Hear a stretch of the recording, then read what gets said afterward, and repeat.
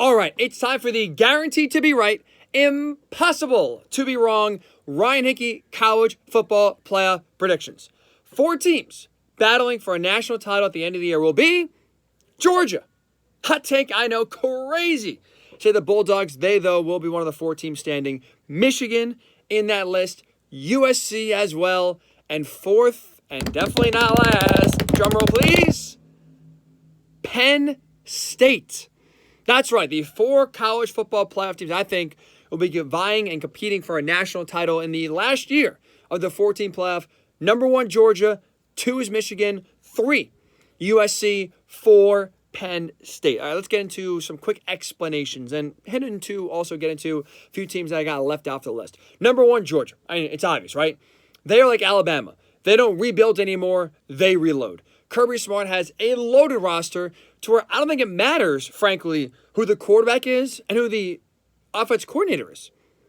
New guys at both, right? Carson Beck now being named the starter for Georgia, first time as a starter, and Mike Bobo now being the offense coordinator, replacing Todd Monken. Even though those are 2 very important positions that we pay a lot of attention to now with football being an offensive-driven sport, Georgia's so loaded that honestly, they are like the 49ers in a way. They make the quarterback almost irrelevant.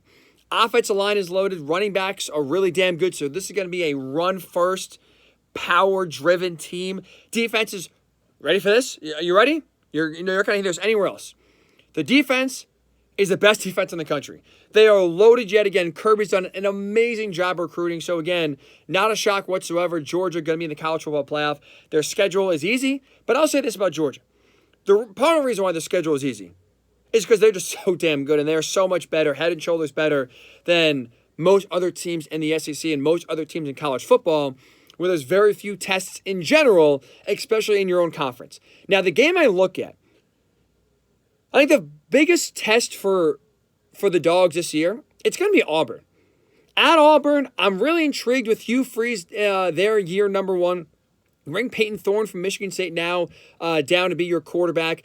Hugh Freeze has always kind of given great defensive teams fits, right? Obviously, a la Alabama when he was at Ole Miss. I know they had a little bit better skill talent and he's a little bit more established with the Rebels, and he's going to go into year 1 kind of with a mismatched roster in terms of trying to just pull transfer portal players out on his team to rebuild it quickly.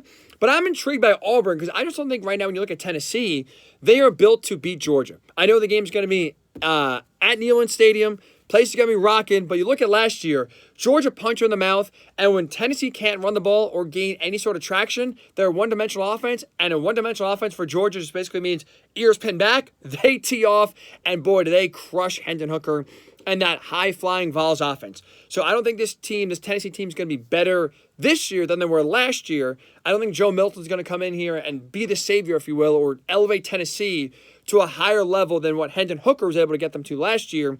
So I think for me, the biggest test is going to be Auburn. But with that said, that could mean maybe a 10-point game, 13-point game. I don't think really Georgia's going to be sweating much whatsoever. And the closest game could be still within 2 touchdowns. But that's the kind of Auburn game I'm intrigued by. But either way, there's no real big test Georgia has to worry about. They're going to breeze right through 13-0. They're going to be in the college football playoff undefeated. Also undefeated at 13-0, Michigan. Look, I think this is going to be Jim Harbaugh's last year at Michigan. I think he's going to go to the NFL next year. But you talk about going out with a bang. He is going out with a bang. This roster is loaded. Credit to Jim. He has reinvented the wheel at Michigan, where not only is he getting very high, legitimate recruits now to Michigan on a consistent basis, but he has, more importantly, built an offensive system that the other 2 threats in the conference are not built to stop. Right, Ohio State is what? An athletic, fast team. Ohio State built basically a team with the best skill players you can have, and kind of built a team in which the NFL is going. Right, the Chiefs, the Bengals, the Bills, all have high-flying offenses because they have a ton of athletes on offense flying around. And so Ohio State built the same thing with all their great receivers, all their great running backs, great quarterback play. They are not built to win games in the trenches. They are not built with a stout offensive and defensive lines to basically win a war. 14-13, 21-20, something like that, low scoring, where it's more about brutality than it is passing the ball all over the yard. Penn State built their roster to match up with Ohio State. Ohio State went speed athleticism. Penn State said, okay, fine, we're going to recruit speed athleticism. Try to slow down those great receivers and make plays on offense. Neither of those teams, Ohio State or Penn State, are physical enough inside in the trenches, I should say, to slow down Michigan on either side of the ball. So Michigan is now built to where they have won the Big Ten 2 years in a row, right? Beat Ohio State 2 years in a row, and I don't see how the third time's a charm for either Ohio State or Penn State. They're not physical enough, and I don't think they're going to be able to either push Michigan's offensive line back or slow down their defensive pass rush. They're not physical enough. So credit to Jim Harbaugh. When everyone else is zigging towards high-flying offense and getting the best receivers, running backs, tight ends, Jim Harbaugh said, you know what, we're going to double down, and we're going to go physical brutality. What Stanford kind of talks about with intellectual brutality, that is what Michigan is doing now. I was going to say on the East Coast, but closer east, if you will, with their ability just to ground and pound with Blake Corum and Donovan Edwards, the best 1-2 running back duo in all college football. An offensive line that is deep. And we're talking like 7 deep on the offensive line. They are legit. They are loaded, and they're ready to go.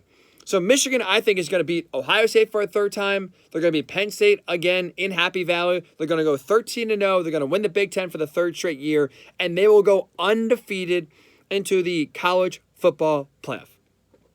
Third team, USC. I don't get it. Someone help me out here. Tweet me at Ryan_Hickey and the number 3. Comment here on YouTube. Do whatever you can to get in touch with me, because I don't understand why so many people are out on USC. The disrespect the Trojans are getting to me is mind-boggling. Look at what they have. They have USC, the best quarterback in college football, in Caleb Williams. They have one of the best offensive-minded head coaches in Lincoln Riley. What wins in 2023 in football in general, NFL or college? Offense. Quarterback play.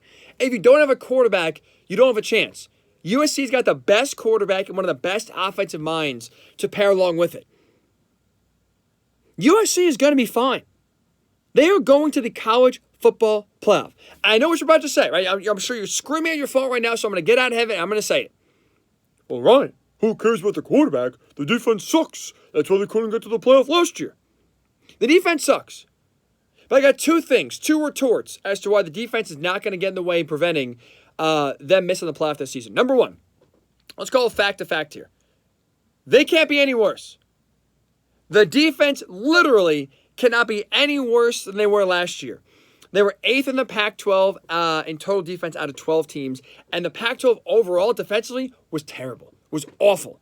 So being 8th is brutal. They were 94th overall in college football in total defense. I get it, the defense was bad last year, but for how bad they were, the good news is all you can go is up. That's all you could go. All you could go is up from here. And here's a fact.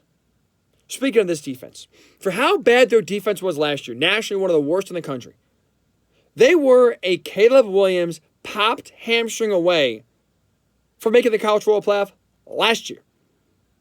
Go back to that Pac-12 game. Pac-12 title game, USC-Utah. USC goes into the game 11-1. They win. They're in the college football playoff. Watch that game. Watch the first quarter. Caleb Williams has marched the Trojans down the field easily the first 2 drives. Long run, he pops his hamstring. Game changes. 14-3. USC is up on Utah in the first quarter, and there is no sign of the Utes getting any sort of stops on defense. All of a sudden, now Caleb Williams, for 2.5 quarters, almost basically 3.5 quarters, I should say, is running around on one leg. And what happens? USC scores 1 touchdown the rest of the game. 2 drives, he's healthy, 2 touchdowns. Hurts his hamstring, is immobile, can't run, and all of a sudden now 1 touchdown the rest of the game. If Caleb Williams doesn't pull his hamstring in that Pac-12 title game, USC's in the playoff last year. So now you have a fully healthy Caleb Williams with a defense that can't be any worse than it was last year. And for all the bad last year, they're still, again, 1 injury away from going to the college football playoff. They're going to be back. They're going to be better than they were last year, and they are going to the college football playoff. They will lose a game in the regular season. It's a tough schedule. They do have, at least to their credit, 5 tough games because I think the Pac-12 is the toughest conference in college football this year. So unlike Georgia, uneven like Michigan, where it's only 2 games for Michigan, really none for Georgia, USC's got 5 brutal games. 5 tough games. The benefit, though, for the Trojans is 3 out of 5 are at home. Utah comes to town. Washington comes to town. UCLA comes to town. You're at Oregon, and you're at Notre Dame. 2 tough, but winnable games. Utah last year on the road, tough. Now they come to the Coliseum. The schedule breaks in the Trojans' favor. Best quarterback in college football, and a defense that cannot be any worse.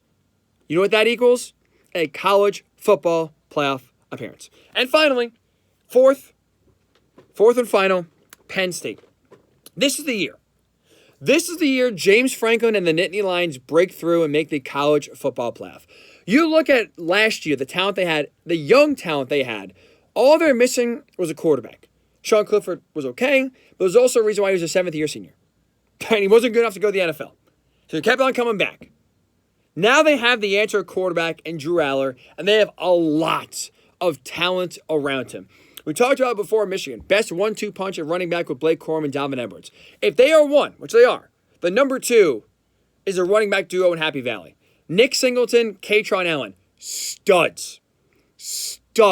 Both impressive in their true freshman years. I think only going to get better here in year number 2. You have the best offensive line Penn State's ever had under James Franklin, led by their first-round left tackle, Olu Fashanu, who probably will be the first offensive lineman picked, probably a top 5 pick in next year's NFL draft. So you finally, for the first time, have some legitimate talent and stability on the offensive line with a legitimate quarterback running the offense in Drew Aller. Look, we saw a little bit of Drew Aller last year, but in the little we saw, he was poised, he was competent, he knew where he was going, show off the rocket arm. I think now that he's getting all the first-team reps, leading into this season, I think he is going to be coming in, burst onto the scene and be a legit quarterback and live up to a lot of the hype that is being talked about. So offensively, Penn State I think is going to be legit. Defensively, they are loaded. This defense, led by Manny Diaz, is going to be one of the best in the country. Tremendous bookend edge rushers in Adisa Isaac and Chop Robinson. Learn the name if you haven't. Chop Robinson. This guy's going to be one of the best defensive ends in all college football this year. Abdul Carter, certified stud. If you're unaware, on defense, that linebacker, right? Linebacker U Penn State. They give out number 11 to only the special players. LeVar Arrington kind of started the trend. Most recently, you had Micah Parsons, right? Legit linebackers wear number 11. It's an honor. It's one of those numbers that has extra meaning when you put it on. Penn State gave it to Abdul Carter last year as a true freshman. He balled out. Now he's going to be even better in his sophomore season. He is legit. They have the best defensive back in college football in Kalen King, holding the secondary down. They are better than Ohio State. Penn State is better than Ohio State. They are going into the shoe on October 21st and beating the Buckeyes. Penn State has two advantages, over Ohio State. Quarterback advantage, defense advantage. Penn State's legit. I know you got the best wide receiver duo with Marvin Harrison Jr. and Emeka Egbuka for Ohio State on the edge. Penn State's secondary, though, can match up with their talent, match up with their speed and their tremendous playmaking ability and slow them down. Penn State is legit. Not legit enough to win the Big Ten or, I think, beat Michigan. But they, I think, have passed Ohio State, and they will show it this year in the shoe. Penn State is breaking through at 11-1 with a win over Ohio State on the road. That is going to be good enough to get them the 4th and final spot. So there you have it. Georgia 1, Michigan 2, USC 3, Penn State 4. Quickly. A few teams left out. I'll tell you why. Number 1, Alabama. I don't get the hype for Alabama this season. The quarterback situation stinks. Jalen Milroe is not very good. And how do I know that? Because he had all of spring to earn the job and win the starting quarterback job. And he was bad enough in spring that Nick Saban said, you know what, I got to go to the transfer portal after the spring game is over and bring in Tyler Buchner from Notre Dame, who was going to be the backup at Notre Dame anyway. They're bringing in a backup Notre Dame quarterback that now is expected to save the day? Be Bryce Young 2.0? Watch Alabama last year. They were Bryce Young, Jahmyr Gibbs, and nobody else. Bryce Young gone, Jahmyr Gibbs gone. So now you have no quarterback, no real skilled players that have shown themselves to be reliable, no big-time receivers like we've seen in previous years.